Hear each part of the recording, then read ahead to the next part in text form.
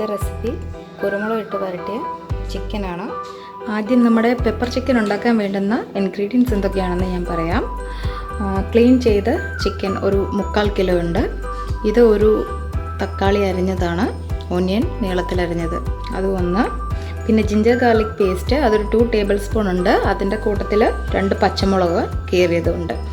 ഇതൊരു 2 table spoon കുരുമുളക് പൊടിയാണ്, 1.5 ടേബിൾ സ്പൂൺ മല്ലിപ്പൊടിയും പിന്നെ ഒരല്പം മഞ്ഞൾപ്പൊടിയും കൂടി എടുത്ത് വെച്ചിട്ടുണ്ട്. 2 ടീസ്പൂൺ ഗരം മസാലയാണിത്. ഇത് ഒരു 1/4 കപ്പ് തേങ്ങാക്കൊത്ത് മതിയാകും. പിന്നെ ഞാൻ കുറച്ചധികം ചേർക്കുന്നുണ്ട്, ഇവിടെ എല്ലാവർക്കും ഭയങ്കര ഇഷ്ടമാണ്. 2 ബേ ലീഫ്, ഇത് ചെറുതായതുകൊണ്ടാണ് ഞാൻ 2 എടുത്തിരിക്കുന്നത്. 2 പട്ടയുടെ കഷ്ണങ്ങൾ, പിന്നെ കറി ലീവ്സ് അത് ഒരു 4 തണ്ട് ഞാൻ എടുത്തിട്ടുണ്ട്. അത് ഇനി നമുക്ക് പ്രിപ്പറേഷൻ എങ്ങനെയാണെന്ന് നോക്കാം. ഫസ്റ്റ് സ്റ്റൗ ഓൺ ചെയ്യാം. കടായി ചൂടായി വരുന്നുണ്ടെ നമുക്ക് അല്പം എണ്ണ ഒഴിച്ചു കൊടുക്കാം.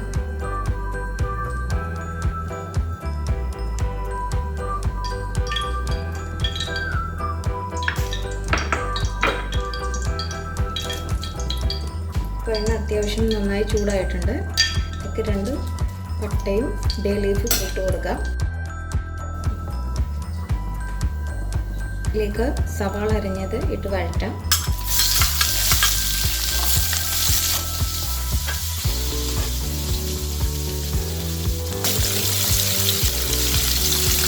അല്പം ഉപ്പിട്ട് കൊടുത്തു കഴിഞ്ഞാൽ സവാള പെട്ടെന്ന് വഴന്ന് കിട്ടും. എപ്പോഴും മീഡിയം ഫ്ലെയിം ഉപയോഗിക്കാൻ ശ്രദ്ധിക്കുക.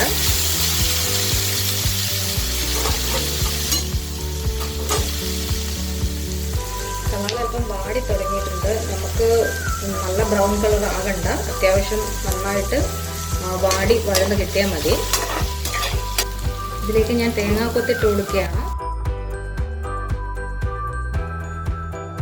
ഇങ്ങനെ തേങ്ങാക്കൊത്ത് ചേർക്കുമ്പോൾ തേങ്ങാക്കൊത്തിന് വേറൊരു ടേസ്റ്റ് കിട്ടും.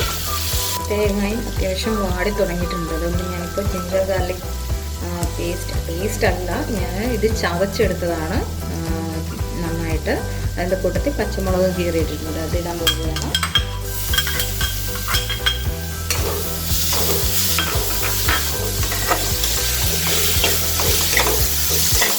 കൂട്ടത്തിൽ കറിവേപ്പില നല്ലവണ്ണം ഞെരടി ചേർക്കാം. ഞെരടി ചേർക്കുമ്പോൾ കുറച്ചുകൂടെ നല്ല ഫ്ലേവർ ഉണ്ടായിരിക്കും കറിവേപ്പിലയുടെ. ഇനി നമ്മൾ റെഡിയാക്കി വെച്ചിരിക്കുന്ന പൊടികളെല്ലാം ഇട്ട് കൊടുക്കാം.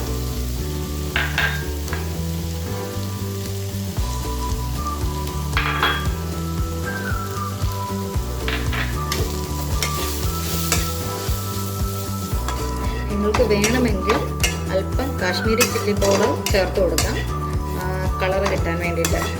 മസാലയൊക്കെ മൂത്ത് അത്യാവശ്യം നല്ല മണമൊക്കെ വരുന്നുണ്ട്. അപ്പോൾ ഞാൻ ഈ തക്കാളി ചേർക്കാൻ പോവുകയാണ്. അരിഞ്ഞു വെച്ചിരിക്കുന്ന ഒരു തക്കാളി.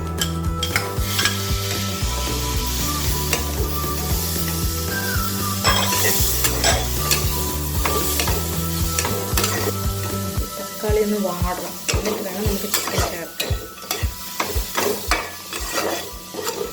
ഇത് കുരുമുളക് ചേർത്ത് പുരട്ടിയെടുക്കുക ആയതുകൊണ്ട് നമ്മൾ ഇതിനകത്തിൽ വെള്ളം ഒട്ടും തന്നെ ചേർക്കുന്നില്ല.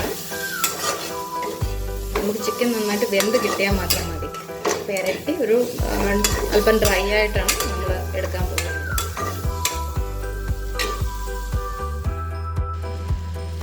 ആവശ്യത്തിന് ഉപ്പും ചേർത്ത് കൊടുക്കാം. അതിനുശേഷം നല്ലോണം വഴറ്റുക. വഴറ്റുമ്പോൾ തന്നെ പതുക്കെ ചിക്കനിൽ നിന്നുള്ള വെള്ളം ഇറങ്ങി തുടങ്ങും. ഇത് നമുക്കൊരു 10 മിനിറ്റ് അടച്ചു വെച്ച് വേവിക്കണം. അടച്ചു വെച്ച് വേവിക്കുമ്പോൾ തന്നെ നമുക്കറിയാം ആ വെള്ളത്തിൽ നിന്ന്, ചിക്കനിൽ നിന്ന് ഇറങ്ങുന്ന വെള്ളത്തിൽ നിന്ന് തന്നെ ചിക്കൻ വെന്തോളും. അതിനുവേണ്ടി പ്രത്യേകം വെള്ളം നമ്മൾ ഒഴിച്ചു കൊടുക്കേണ്ട ആവശ്യം വരുന്നില്ല. അപ്പോൾ ഏതാണ്ട് 2 മിനിറ്റായി. ഞാൻ ചിക്കൻ അടച്ചു വെച്ച് വേവിക്കാൻ പോവുകയാണ്.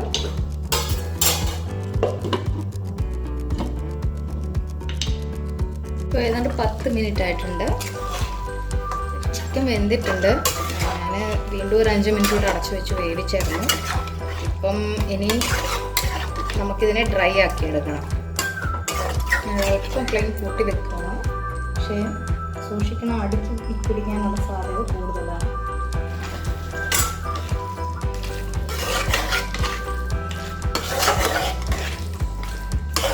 നമ്മുടെ ചിക്കൻ അത്യാവശ്യം നന്നായിട്ട് പെരണ്ട് കിട്ടിയിട്ടുണ്ട്.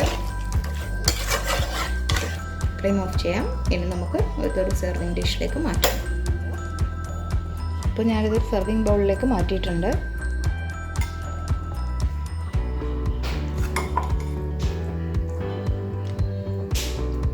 ഇത് നമ്മുടെ കുത്തരി ചോറിൻ്റെ കൂട്ടത്തിൽ അച്ചാറും മോരുകറിയൊക്കെ കൂട്ടി കഴിക്കുമ്പോൾ ഒരു അടിപൊളി ഡിഷാണ്.